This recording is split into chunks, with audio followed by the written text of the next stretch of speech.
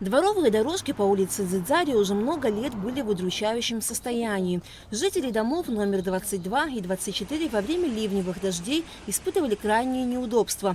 Зайти в подъезды домов было практически невозможно. Дворы домов затапливало, вследствие чего вода заходила в подъезды и подвалы. И вот силами столичной администрации начались работы по устранению давней проблемы.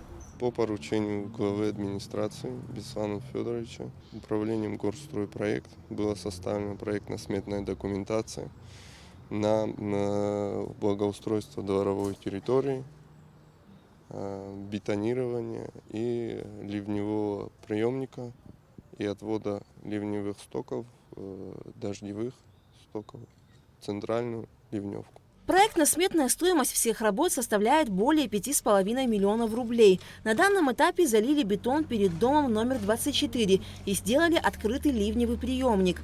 Подготовительные работы ведутся и в другой части двора. Всего планируется забетонировать 1600 квадратных метров.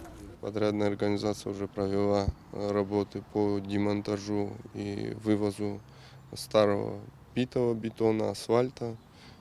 Подготовили саму площадку под заливку и ждут бетонные узлы, которые должны поставить бетон. В течение месяца планируют завершить работы. У них по договору отведено 2 месяца на завершение всех работ. Жители домов номер 22 и 24 по улице Дзидзари выражают благодарность за решение их вопроса. Стоит отметить, что в Сухуми еще немало домов с подобными проблемами. Столичная администрация реагирует на все обращения горожан по мере их возможностей. Альга Трапшраму Камки, Абхазское телевидение.